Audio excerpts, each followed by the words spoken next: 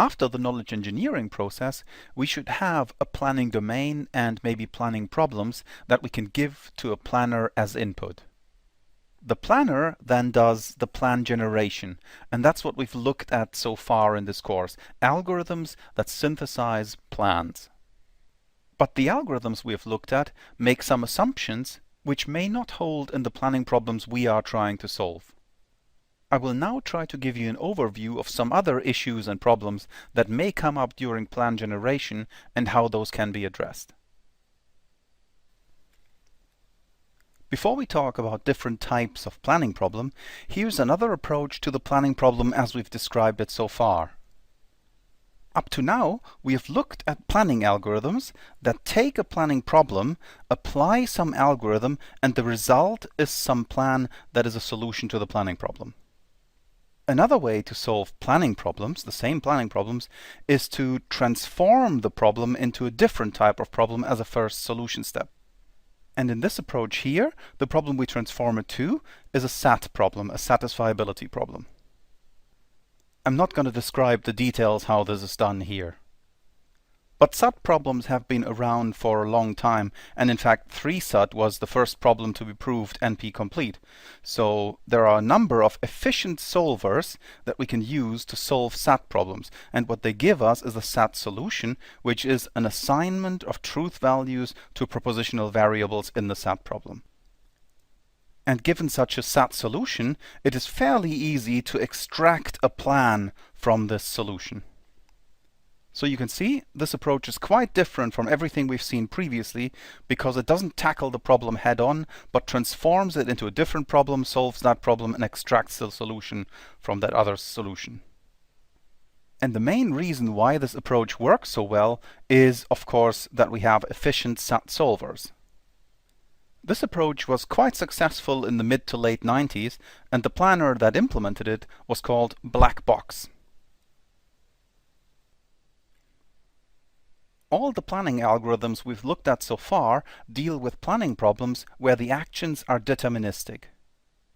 That means if we apply an applicable action in a given state, we end up in exactly one other state, and that state is known.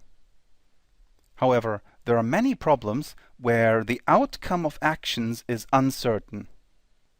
And if the outcome of an action is uncertain, that means after we apply this action, we don't know exactly which state we are in. So the state we are in is also uncertain. Now, there are at least two different ways in which this type of uncertainty can be dealt with. The first approach is called belief state search. And our search space in this approach is a state of belief states, where each belief state is really a set of world states. And we know that only one of these states is the actual states, but we don't know which one, but we know it is one of them. So that's what we call a belief state. It's a set of world states. Then, when we apply an action in a belief state, of course the outcome is the union of all the successors of the individual states. So again, it's a belief state, a set of world states. So this gives us a search space as we've seen it before, and the result then is a solution plan, which is a sequence of actions as we had before. Another approach to dealing with uncertainty is called contingency planning. In contingency planning, what we have is actions that have multiple possible outcomes, and these action outcomes are known as contingencies. Usually, the number of contingencies is fairly small, and not every action must have contingencies. So that means when we search through our search space, we can still deal with individual world sets. But now our solution plan has a tree structure that branches where we have to take into account the different contingencies. And also our solution plan will contain observation actions at the branching points where we, during execution, observe which of the branches is actually happening. Of course, both these approaches are a lot more complex than what we've seen so far. In belief state search, we have sets of world states as our nodes, so an exponential increase in the size of the search space. And in contingency planning, we look at plans that are trees, so they are also a lot larger than the plans we've looked at so far. Sometimes the degree of uncertainty that we have on a planning problem can be quantified. That is, we know with which probabilities the different outcomes of an action can occur.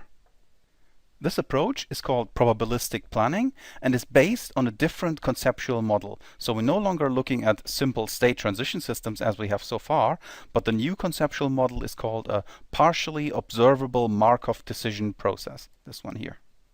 And in this model, we have a lot of familiar things. So firstly, we have a set of world states through which we are searching. And then we have a set of actions that give us our state transitions. And of course, in some sets, certain actions are applicable, and they must be a subset of all the actions that are available. What we also have is a cost function that gives the cost of an action applied in a given state, and this cost must be greater than 0. So far, this should all look familiar. But then, in addition to all this, we have the transition probabilities. That is, we have a function that gives us the probability for each action that we end up in state S prime, given that we started in state S. So this is the probability that we get from S to S prime when we execute the action A. Then our planning problem also must include an initial belief state. That is a probability distribution over all the states in S. So we don't know exactly which state we start in, but we have a probability distribution that tells us how likely it is that we are in a given state. And we have a final belief state which corresponds to our goal. Now, the solutions to our probabilistic planning problems look quite different from what we've seen so far. They are no longer action sequences, but they are something known as a policy. A policy is effectively a function that maps states into actions. Namely, if we are in a given state, that's the action we should execute. That most likely leads us to a goal state. And often the policy we're looking for is an optimal policy, which is simply one that has a minimal expected cost.